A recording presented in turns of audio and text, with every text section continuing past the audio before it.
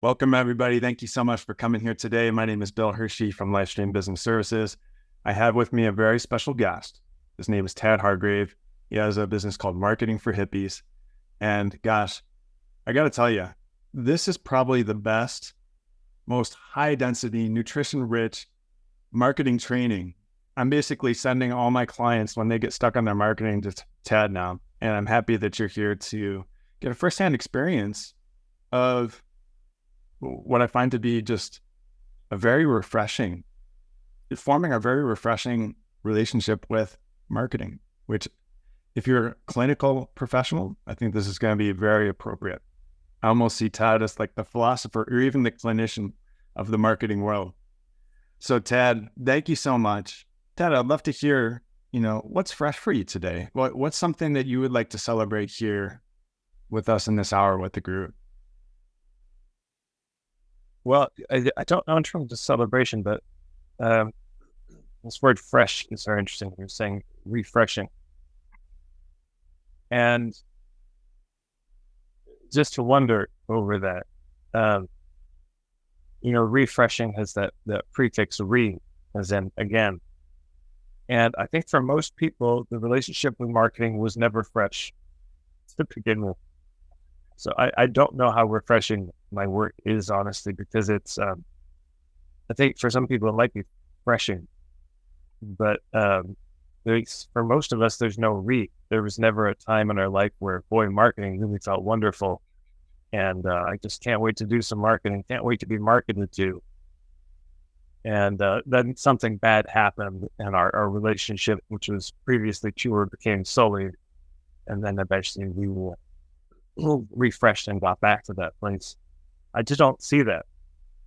So I think it's, for so many people, it's less of it ends up being less of though I know what you mean. So equivalent with the words, but I'm thinking that it's less refreshing and it's more,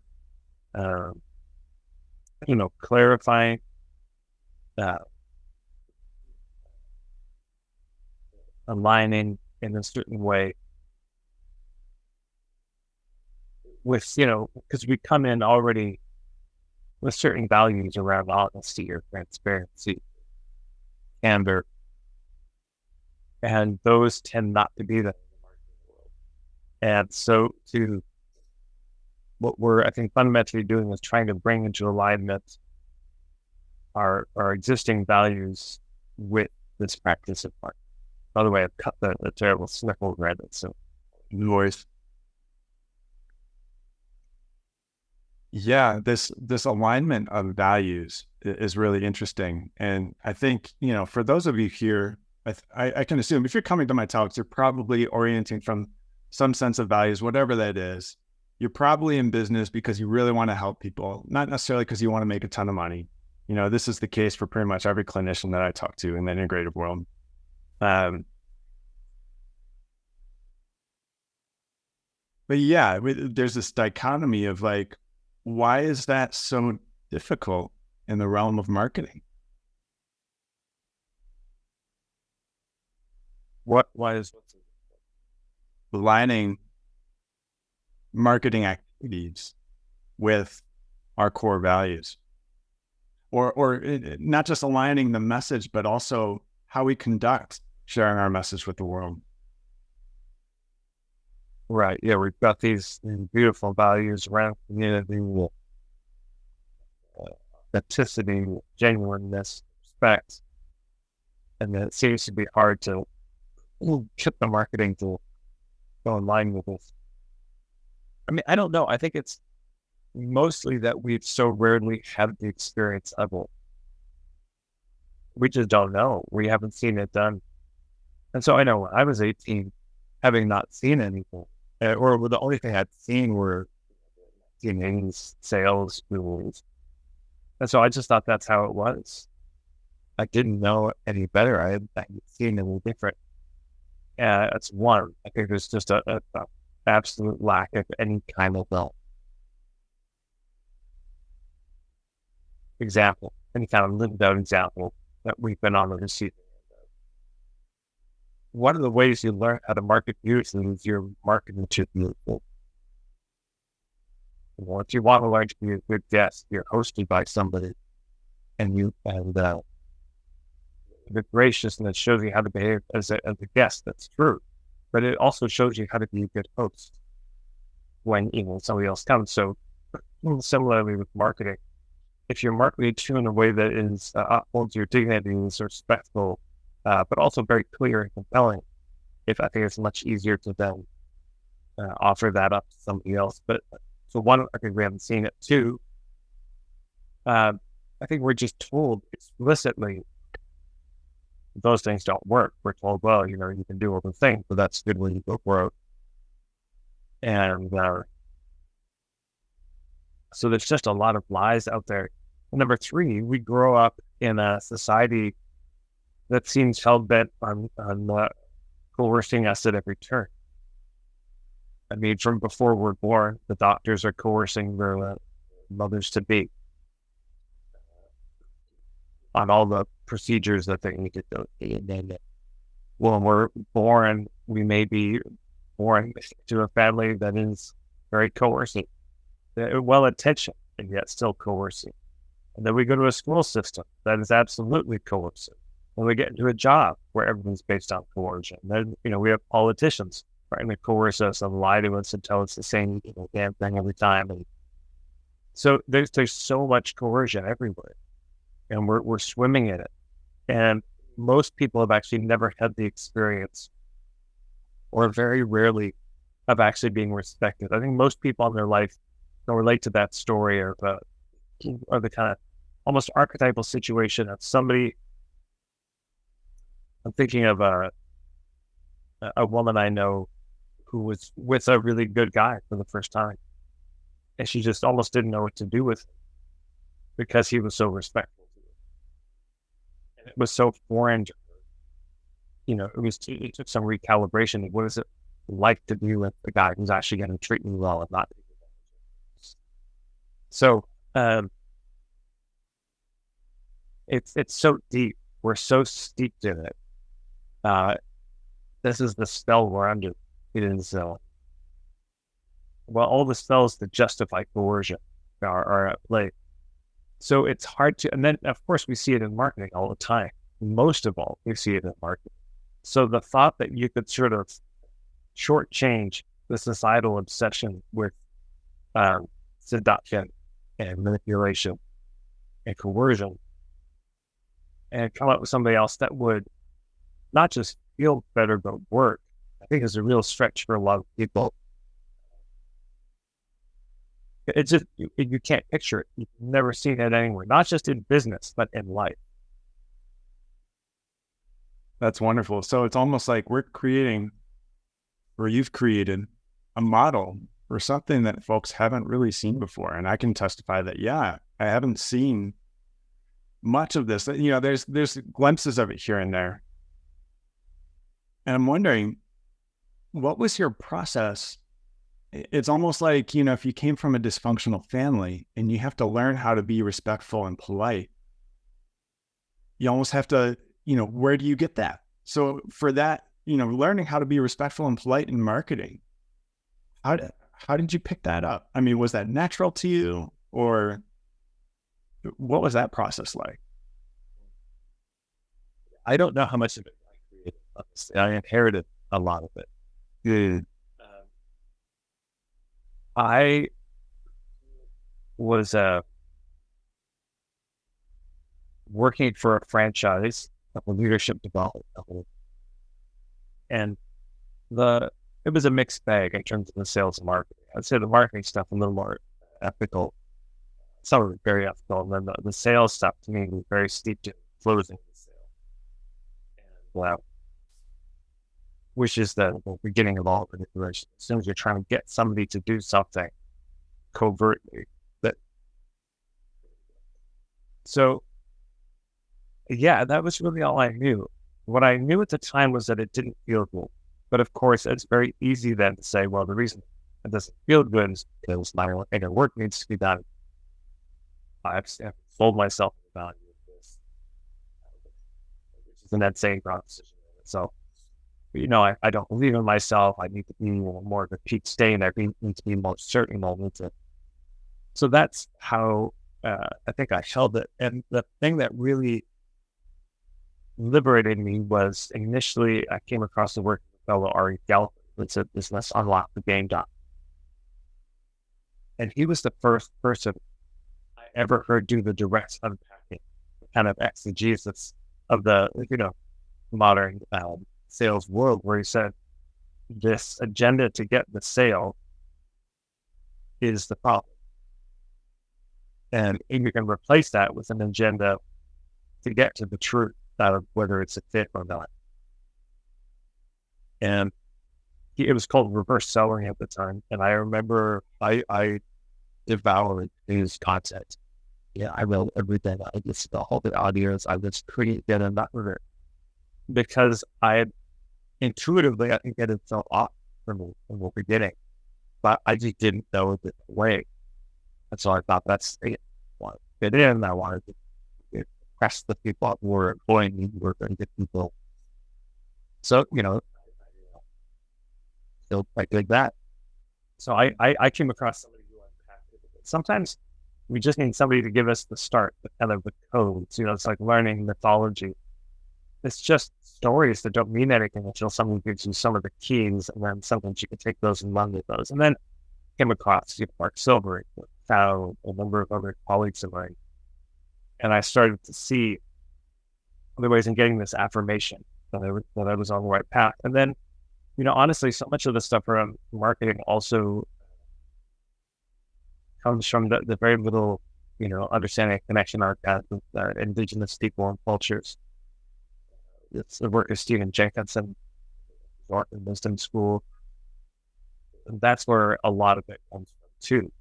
Not the marketing world, but just this world of how do we relate to each other in a good way as human beings.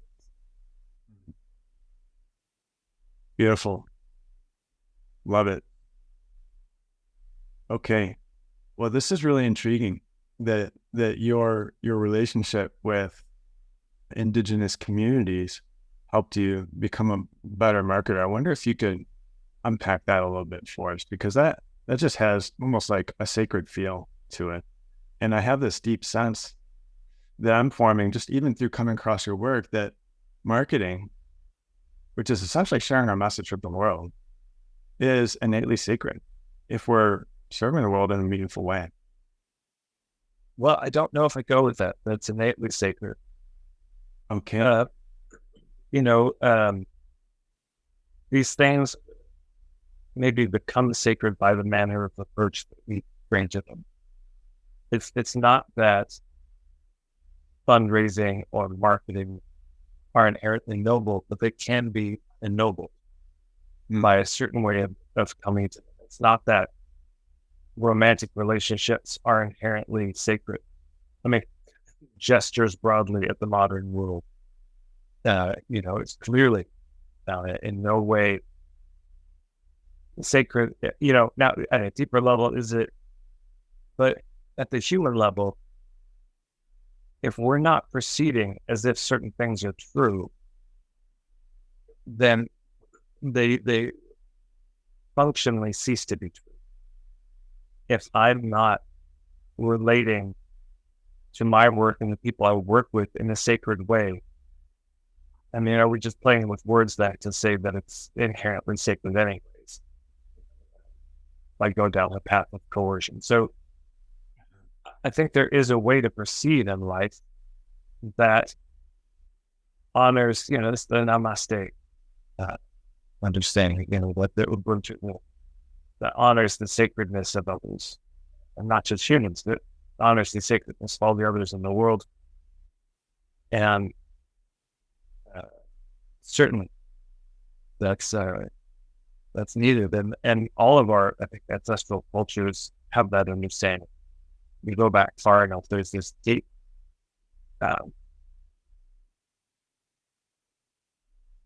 there's this deep understanding of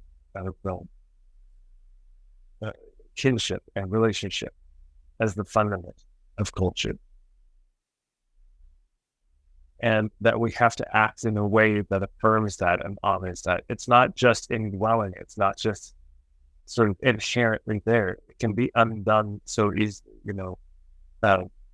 there's a great poem by, I don't know if you know William Stafford. I may have heard the name, but I'm not familiar. Let me read this poem, because this is called A Ritual to Read to Each Other. And the whole thing is here. So it says this: if you don't know the kind of person I am, and I don't know the kind of person you are, the pattern that others made may prevail in the world. And following the wrong God home, we may miss our stone. For there's many a small betrayal in the mind, a shrug that lets the fragile sequence break, sending with shouts the horrible errors of childhood storming out to play through the broken road.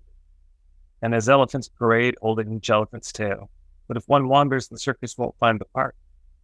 I call it cruel, and maybe the root of all cruelty, to know what occurs, but not recognize the fact.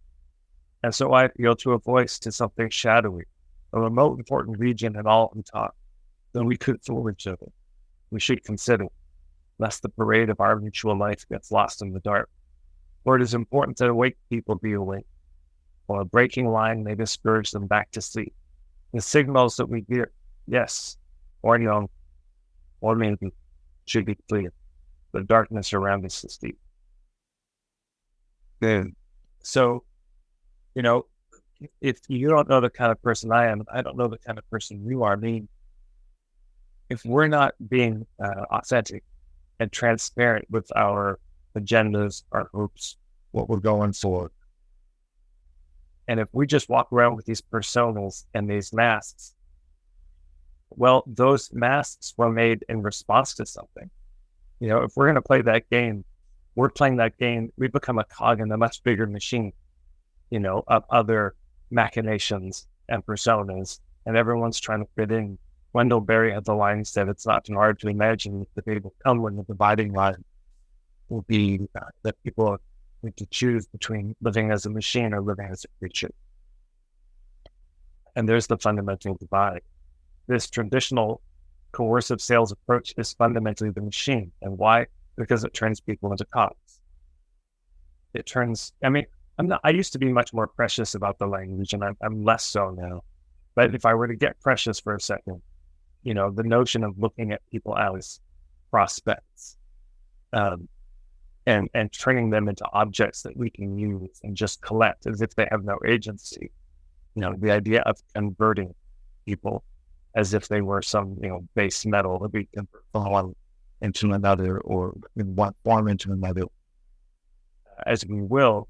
This is a very mechanistic understanding of the world, that others don't have any preference, that the metals themselves don't have a preference, that the river that we're damming might prefer not to be dammed. And so this idea of when we withhold and hide our truths and our agendas, well, why are we doing it? Because by withholding, by wearing this mask, by not letting you see me, I'm more likely to get what I want. And in the case of marketing, of course, that's getting this. But so if you don't know the kind of person I am, and I don't know the kind of person you are, pattern that others may prevail in the world. It's very easy to think, by playing these manipulative games, you're on top, but you're actually just in the middle of some larger manipulative game. Because why are you trying to make the sale? Well, so you can be successful, so you can be famous. Well, why do you want to be famous? This is a pattern that and it's now prevailing because of your unwillingness to just be honest with the person that you're with. And then that line, and following the wrong God home, we may miss our star. That's the wrong God. This God of the machine is not the proper God for humans. Yeah, that's the God of coercion and seduction and manipulation. And we can follow that God home and miss our star, meaning, everybody has their own star that we're supposed to follow in this lifetime. There's a reason that we're here. There's some gift that we're supposed to give. And that's the star we need to follow. And we can follow the wrong God home. That's a possible thing. It's really possible to make the wrong turn. And then there's this line, there's many a small betrayal in the mind. Underlined small. Yeah. a shrug that lets the fragile sequence break. And that the slide is the you're working to think of any trafficking inevitability. That of course inevitably this is going to be sacred. Oh man, it's so gossipy, the whole thing. Just a shrug. Kind of a shrug meaning a nonchalance. I don't care. Being just not full of care in the interactions. Like, well, I'll let this minute move with things slip. Sure, well, I'll dehumanize this person. That lack of care, it just takes a very small amount for all the trust to break. I think most of us know at this point in our lives, trust is very hard to build, and you can lose it in a second. One wrong step, just a little lack of care. And what does it do when the fragile sequence breaks? Well, it sends out the shouts, and sends with shouts the horrible errors of childhood, storming out to play through the broken bay. We're not in good shape. I mean, just no news to anybody here. We're not in good shape. And this is the importance of having a kind of a protocol, a good manner of approach. This is the ceremonial ritual way of life, is it asks more of us in the way that we show up with immense courtesy and respect. Because, the horrible errors of childhood are right under the surface. Even in traditional cultures where they're doing really well, I mean, they got plenty of stories in their own folklore about people behaving badly. And so we try to craft a way of being with each other that's unlikely to burst that day and work at diminishing the waters behind it as we go. Always going to be some there. Always going to be some backlog of hurts and resentments and selfishness and stupidities humans have in spades. So we proceed with a lot of care. And then there's that image of as elephants parade holding each elephant's tail. So you see there's the sequence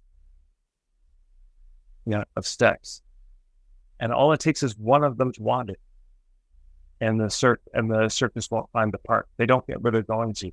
So when we're in a conversation with somebody, one little misstep can set the whole thing off. This isn't a recipe to be fearful.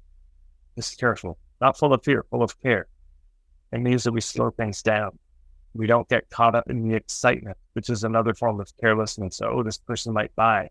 And then we don't have the conversation we need to have to really make sure it's a fit. And then they sense our urgency, our eagerness, they pull away. It just takes the one elephant to wander. And, that line where it says, I call it cruel, and maybe the root of all cruelty, to know what occurs, but not recognize the fact. It's a strange thing. It's like, well, I know this is off what I'm doing, but we choose not to acknowledge it as it's happening. Yeah. And then, so I appeal to a voice, to something shadowing the remote important region in all the talk, conscience. Though we could fool each other, we should consider, lest the parade of our mutual life get lost in the dark. See, what Stafford is saying is, we could do the persona thing. And we could do it. I mean, legitimately, we could all die having fooled each other, having no idea what's going on in the lives of the people we're surrounded by. We could do that. But we should just consider. No coercion in there. It's just, well, maybe we should consider. Maybe we should think about it. There's no mandate. It's just, this might be good to think about. Lest the parade of our mutual life get lost in the dark, right? This is not just elephants anymore. We're in a parade too. And we might miss our star and miss the park. And then that last paragraph, 14 point, that awake people be awake. It's not saying you have to be awake. It's just saying this is important. Or a breaking line may discourage them back to sleep. Boy, isn't that a good way of saying it? So many people out there asleep. Why asleep? Well, this is the society we're in. This is the spell casting we're in. Another way to think of it would be under certain spells, not fully conscious, not awake to what's happening in the world. So a breaking line may discourage them back to sleep. People wake up from time to time, but all it takes sometimes is that little lack of courtesy, the manipulation, and then people are under again. Go back into the reactivity, go back into the persona, go back into this game of buyer and seller.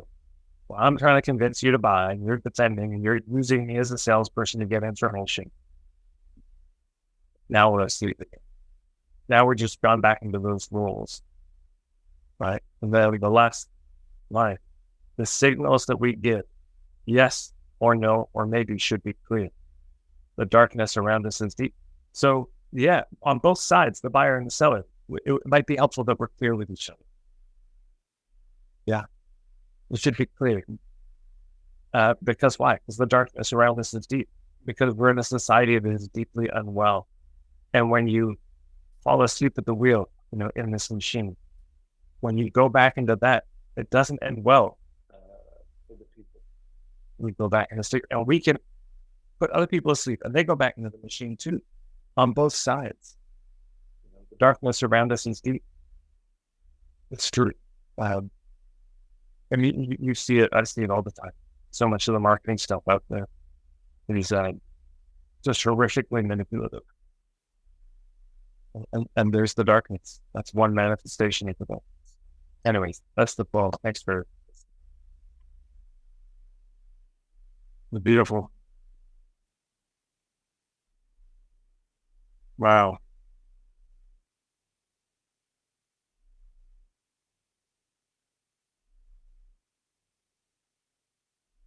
Okay. Yeah. So this is, I think, where we need to start. For those of us who are looking at a new way, that's how it's landing for me, at least. And I hesitate. Who am I to speak for we? This is where I need to start, right? But then there's the practical realities of running a business. How do I pay myself? How do I find the client? How do I find the people who are likely to need and value the work that I have to offer in the world? How do we embody this? I'll say this deep, and I'll use the word sacred. If we're embodying this approach to marketing, I think perhaps it's fair to say that that's sacred. Yeah. what's sacred? This approach to marketing of actually seeing it through this lens of really choosing between humanity and machine or whatever it is, right? Or, agency and coercion. Well, so kind of coming back to how do I fulfill my needs economically, financially, and make my services available and find those people that need my help practically? it's a good question, right? Because, okay, Ted, you read a beautiful poem, but poems aren't going to pay the rent. That sounds very moving, very inspiring. And yes, sacredness, wonderful, and being a creature and treating others well, wonderful. But I'm broke. So it can seem like there's a disjuncture here. On one side, the profound, on the other, the practical. On one side, ethics, on the other side, effectiveness. Yeah. And as if we have to somehow choose or do some muddied compromise where we're a little bit manipulative, but not so bad. And what I'm saying is there's a sort of third alternative higher up that doesn't traffic in any of this. And at that level, you don't have to choose anymore. Because let's just get very nuts and bolts about this. Okay. I would imagine what most people here want. I mean, yes, would you like a client today? Sure. But even more so, you'd like clients tomorrow. Most of you watching this are probably in it for the long game. You don't want to just do this for the next 3 months. You want to do this for the next 3 years, maybe the next 30 years. This is it. This is your. So that's the first thing to just cop to, that this is a long-term strategy. Because what works in the short term does not work in the long term, and vice versa. There's lots of tactics you can do that will get you clients today. They're deeply manipulative. I mean, the fake urgency, scarcity, the social proof. There's all this shenanigans people get up to, and they work. You will absolutely, if you start using those, you will absolutely start getting more clients today, but it will burn the bridges for tomorrow. So what is it that really works in marketing long term? What's the real source of most people's business? And I'm talking statistically, I'm talking just by the numbers. How do most people hear about things? Word of mouth. Yeah. That's really it. So if we want to talk in practical terms of how do we get business, it's got to be word of mouth. Okay. But then how do you get the word of mouth? Well, you get the word of mouth by, it's another word for that is reputation. How do you develop this kind of reputation? Get the word of mouth. Well, you got to be good at what you do. You got to help people. You got to really produce results for people. And you can't produce results for everybody, not equally. You try to be everything to everybody is the way you end your business. So now we're talking about niche. So if we work it backwards, though, step by step, ultimately the long term is this kind of word of mouth. And we all know businesses that are at this point, certain therapists, certain yoga teachers, certain restaurants, they're full. You can't get in. There's a waiting list. I know a guy who sells banjos and stuff. I do waiting list for the banjos. So that's a possible thing to have that kind of. But so if we go a step before that, well, it means we probably need to build relationships with some of the people who are the kind of who's who in that scene and in the community. We need to develop not just with our clients, you got to deliver for them, but also connect with some of what I call the hubs. It's just so that people know who the hell we are and know where to send business. If we go a step before that, we also have to have a really thought out business model, which is the next semester in my membership. July 3rd, I'm doing a 2-hour webinar on this. But me, just the structure, the architecture of the business has to work. And for a lot of people, they, because they're stuck in reactivity, like they're living in a little lean-to. It's like a one-wall tent, and that's what they got. And that's easy, that's quick, but it doesn't keep you warm in the winter. And if you have a kid, you gotta provide it in a different way. So, building a log cabin, that takes more time, but that's the business model. You build something that could also host more people, have a spare bedroom. You could host parties then, and will also keep you warm as well as your things. You're probably going to need to have that log cabin somewhere near a trail that either you build, which is a lot of work, or ideally it's out of the way. And then before that, we have to have your point of view clear. What's your perspective? What's your philosophy for people to even know if it's a fit to work with you or not? I wouldn't take it as a given that people know. So we got to be very clear. This is our yeses, our nos, our maybes need to be clear. That we are consistent with our perspective, our point of view, and philosophy. And we share that openly. When you say your yeses and your nos and your maybes need to be clear, what does that mean? Well, I'm a personal no to manipulation and coercion. I mean, yes to, respectful relating. I'm alert, maybe to, I don't know, certain language. There's stuff where it's like, should we use social media? Maybe. Talking about target markets. Is it teaching us? Maybe not. I'm not with that. But just that people would know. This is where I'm at. This, I could go either way. That's still clear. If somebody comes to you for a certain kind of help and they say, what do you think about this approach? I'm 50-50 on that. That's still clear. Letting them know that you're 50-50. And in other cases, it'll be, hell no, absolutely not. In other times, yes, absolutely. But so our point of view has to be clear.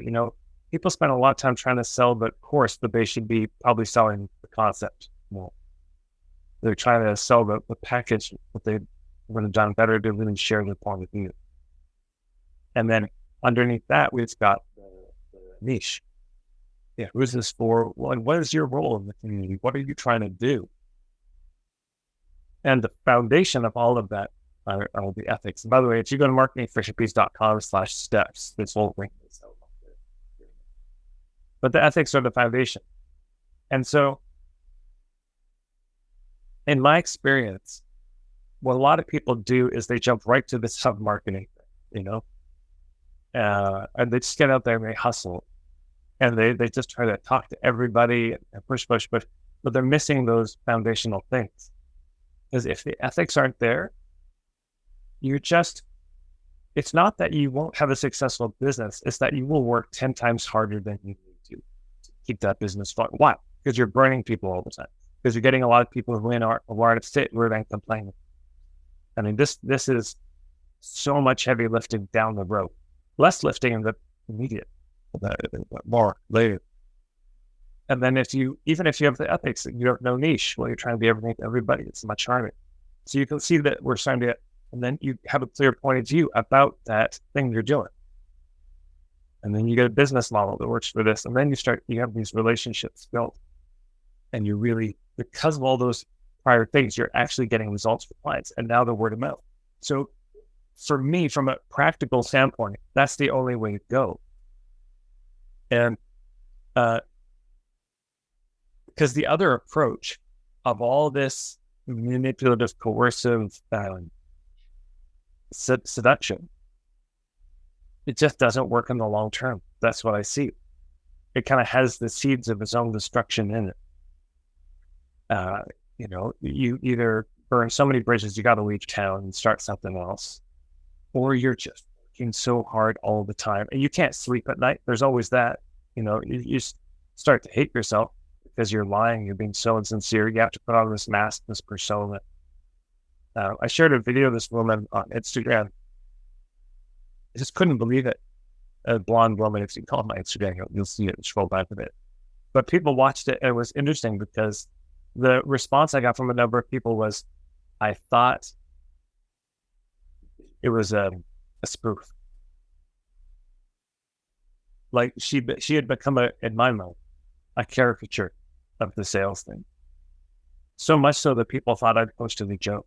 And then they realized, no, I just posted a demonstration. This is for real what it's like out there in some of the mainstream world of sales and marketing. And I don't see that as and I'll say this. I think she's probably working harder than she needs to, is my guess. I'm spending more money than she needs to be successful. Because the word of mouth also grows over time. I've been doing it 20 years, so the word of mouth is pretty good. But if I'm still doing this in 10 years, it'll be even better. Just because there's more and more people. But also, there's that story I tell sometimes in my workshops of the veteran story I got from a woman named Laura Sims, storyteller from New York. And she talks about there's two friends, they're best friends. Nobody knows why they're best friends because they couldn't be more different. One is this generous friend who always thinks of other people. It's always like, what's needed? Taking care of folks. And then there's the selfish one. He's someone's in it for me. How do I get what I want right now? Very impatient. And the generous friend, he gets a horse. And it's the most beautiful horse you've ever seen. His selfish friend sees the horse and he can't be happy for his friend, but he tries to be.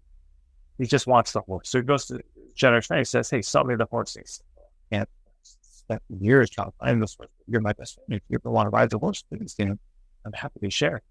But of course, it doesn't really satisfy him because he just wants it for himself. He wants the whole thing. So the next day, when a generous friend is riding to the market, he passes this old beggar man covered with beggarable. And of course, it's his selfish friend. And he says, being a generous friend, would you like some shekels for your amount? He says, oh, that would be great. He said, but what help me more is if I could get to the market because the begging is better there, but these old legs won't carry. Could I maybe get up on your horse? Well, of course. And so he helps his selfish friend, thinking it's a poor old man. And he grabs the reins and he's off. He rides into the distance and turns around laughing. And now this generous friend, he knows he's got one chance to say something. And this is it. He's not going to see this friend again. sort of over. So now he's lost two of the most precious things in his life, his best friend and his horse, in one moment. But it doesn't change who he is, being the kind of generous one who's always thinking of others. So here's what I would invite in the chat for everybody. What do you think he says?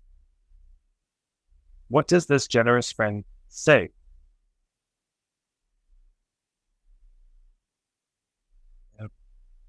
What would you say in such a moment like that? Your best friend has just stolen your best horse.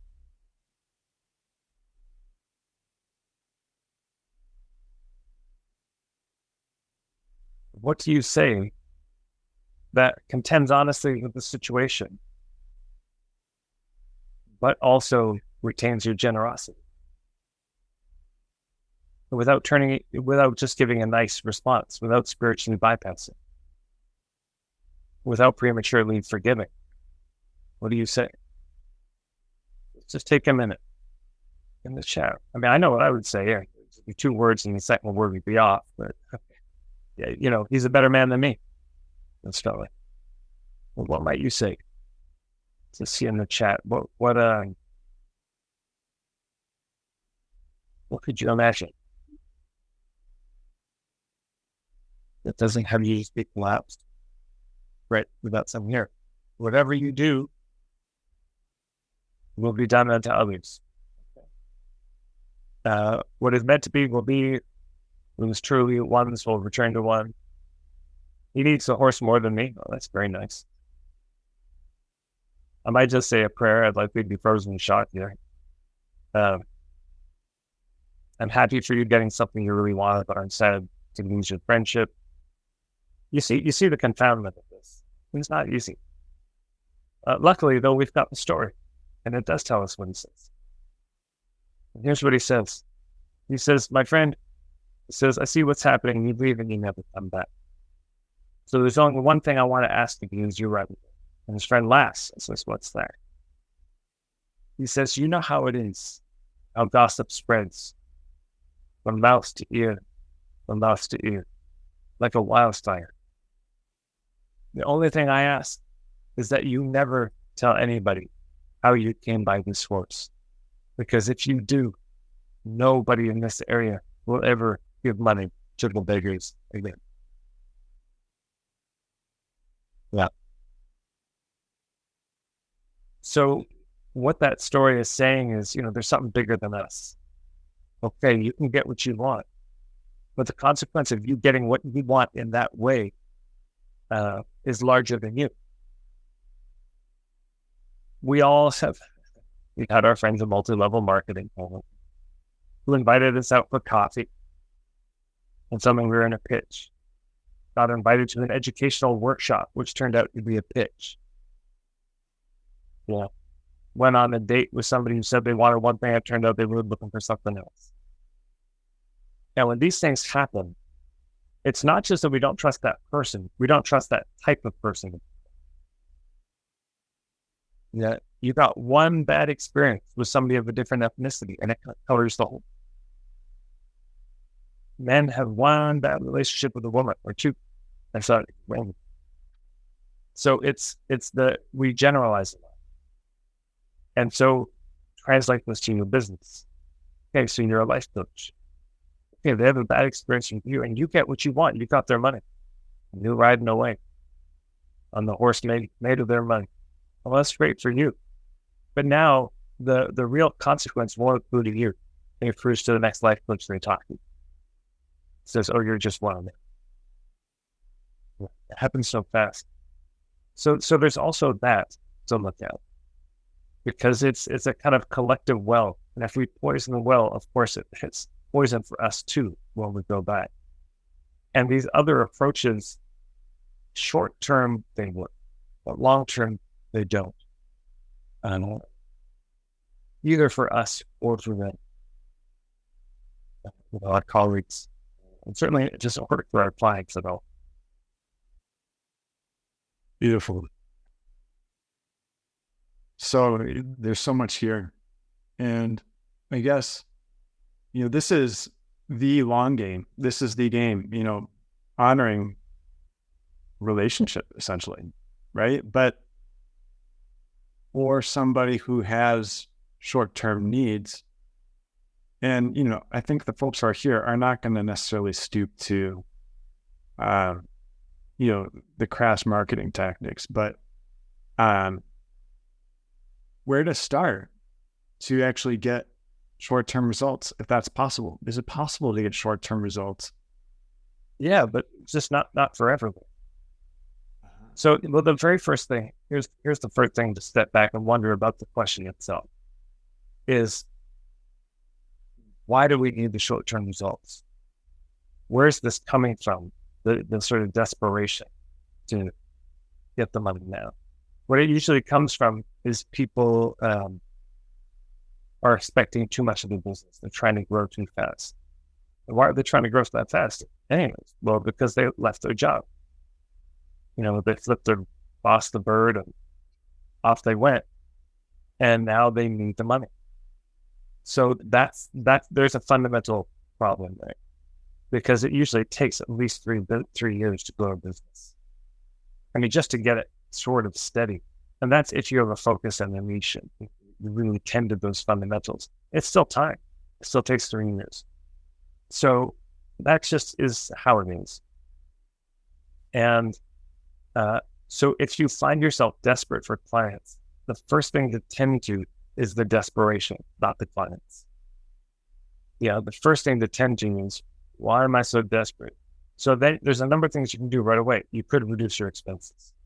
If you're saying, no, I'm not going back to that job. I am going to do this, move into a smaller place, live in a van down by the river. You do what it takes, though. If that's what you really want, you do what it takes. I have a friend who wanted to live off grid.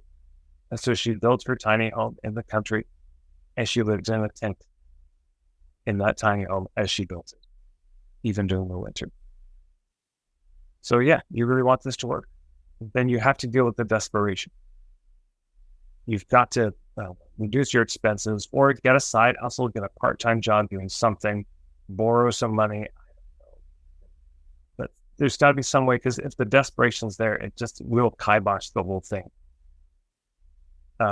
And for a lot of people, it's just they left too soon into the business. And it would have been better if they stayed at the job for another year or two, or some job, just to have the stability so they could get some things in place, really think about their niche, think about their offers, their business model, at least in some way. Because so many people just go to coaching school, become a coach, and they are a practitioner, a healing practitioner. They have the modality, but they really haven't thought through the business. And they go in. Every restaurant takes 3 years to do that. That's just the nature of the restaurant business. They get a lot of bridge financing to get them through that, and we just never think about that in our farming business. So there's that. And yes, then there's a bunch of tactics you can use short term. It's just that you can't use them all the time. They're really designed to get you out of the pinch. It's not, because they're often very energy intense, but little things like you could do a 50% off sale, like a 24-hour sale, 50% off, you could do that. You can, you could make an ebook and sell it, take your blogs, turn it into an ebook and sell it. You could take your best-selling product that you've got and kind of repackage it, improve it, make it better, and relaunch it and announce it. Or you could just take your best-selling thing and email your listing. Hey, you're on that list. You may never have heard about this. You can be more in touch more often with your client. There's a lot of. I've got a whole semester on this in my membership called The Meantime. There's lots to do. I did a video interview with a Barry Tesler. If you go to my marketingforhippies.com/interviews, I think it's at the bottom under the money interviews. But I go into 10 of these tactics, I think even more in the interview, that you can use for short term. But that's the short term. So for most people, if you're a healer and you want a business model that can just work right now, that's kind of the middle ground. It's this. One, really hone in on a particular issue you want to help people with, something very specific. And if it's on the internet to everybody on the planet, more specific. If it's local in a small town, less specific. But hone in on something very particular. I know an herbalist, and she's Hashimoto's thyroiditis. That's real specific. Yeah. Pick one issue, something you don't mind getting known for. Come up with an intro workshop on that. And 60 minute to 2 hour, 3 hour talk where you just share your point of view. This is my take on this issue and how you solve it. And just tell them everything. Don't hold it back. Give them all the context. And then at that intro workshop, you make an offer. You say, so, basically, if this resonates, if you like my point of view, you'd like to work with this package. That's the basic model. That for a healer is going to work better than anything. And I'm not saying do a heavy pitch at all. I'm saying do a heavy share of your point of view. And then the pitch, the shameless plug is a grace note on the whole thing. It really is just, if you like this and you'd like some help in implementing this, here's what I've got. Yeah, that's the business model that for service providers, particularly those coaching and healing arts, I see working better than anything. Thank you, Tad. There's this really common marketing issue that I think most of us see in the clinical, the integrative clinical world, which is these folks want to stay clinicians. They don't necessarily want to become marketers. And so it can be very uncomfortable or just even something, there could be a lack of interest in wanting to share a message or point of view with the world. If that's what you recommend for attracting clients. Well, first thing, you don't have to do anything. You just have to do something. Yeah, and you do have to do something. Let me just disabuse everybody of the notion that you can just sit on your ass and people are going to show up. That you can just start working with clients and that's, gonna do the thing. People, if you build it, they don't come. Yeah, it's not always. Unless you've got a really particular niche and you're hitting home runs immediately, and that's in a very dense crowd of people, where the word is likely to spread. There is a certain constellation of things that could happen where you just start and it's full. One of my friends, Harneet, she is a queer woman of color, was in the poly kind of kink scene. She was in Montreal and hadn't gotten graduated as a therapist yet. But the second she did and hung out her shingle, she was pretty much full. Why? Because that community didn't have anyone like them who was a therapist. And they were all just waiting for her to be available. And so there are constellations where that can happen. But that depends on a number of things. How dense is the crowd? How tight is the niche? How compelling and clear is your point of view? How much do they trust you? All of that. But yeah, the idea that, I just don't want to do anything at all for marketing. People are going to show up. Make it a hobby. Don't make this a business thing. Then just have your job. I mean, T.S. Eliot, the famous poet, he was a banker his whole life. And he still wrote beautiful books. So that's possible. But if you just want people to show up, I would just submit that fundamentally that's a pipe dream. Fundamentally, that's a delusion. And it's it's naive, I think. It's a sort of selfishness of, I just want to, it'd be like living on a farm, but I just want the food. I don't want to milk the cows. I have to get up so early. How very modern of you to not want to do any work. And there's the machine for you. That's not life as a creature. That's life in the machine. The machine just delivers it to you. So, we got to do something. It just doesn't have to be anything in particular. It doesn't have to be social media. It doesn't have to be public speaking. It doesn't have to be networking. It just has to be something. So then that becomes the thing. That's one of the most important questions in marketing is, what's the kind of marketing that you could do sustainably over time? Some people love doing social media. Some people love writing. Some people love doing little videos. Some people love doing talks. Some people love going to parties and meeting people. All of that can work. If that can all absolutely, any one of those, you could fill a whole business with. But just something has to be done. And to say it from the other side, marketing has to fulfill three functions. And I don't care how people do it. As long as these three things get done, amazing. One, it's got to get their attention. They have to know that you exist. Number two, it's got to filter. It's got to help them decide very quickly is this a fit or not? And number three, it's got to lower the risk of them taking the first step. However you do those three things, great, but they have to be done. And you probably have to play some role in those being done. I mean, if you get a patron who just decides you're the best and sends you all these clients, I roll with that for a while. But I wouldn't expect it to last forever, and B, I wouldn't expect it to last forever. And C, I wouldn't expect it to last forever. That's just a time limited arrangement. So even while that's happening, you probably want to be putting some structures in place. Beautiful. Gosh, Tad, this is such a gift. Personally, I think I can speak on behalf of everybody here based on the hearts I'm seeing and what's in chat. Coming up on time here. And what I would love to do is share with everybody. Again, you mentioned this Business Model 101 webinar that's coming up on July 3rd. That's 12 p.m. to 2 p.m. Pacific time. I love that you're doing the pay what you can model. It's $25 pay what you can. Could you explain a little bit about, what that means for folks and maybe a little bit more about what that upcoming webinar is? The webinar is just $25 flat. No pay what you can. It's just $25. Oh, really? Okay. I made that mistake. Okay. The retreat I'm doing on wellness page model be $100 deposit plus so there will be a recording of the July 3rd webinar, which you can find at marketingforhippies.com/events. Wonderful. And for anybody interested, Tad offers the first Thursday of every month a free group coaching call. So if you have something that you'd want to work on with Tad, feel free to show up. That's actually in that same link that I shared, marketingforhippies.com/events, and arrive early so you can get your question addressed. Anything else you want to say, Tad, on that, or anything else to close us off here?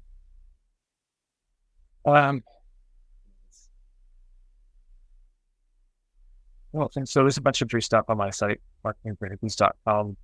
On Instagram at marketingforhippies. There's a lot of stuff you can share. Thanks so much for having me. A real treat. Thanks everybody for listening.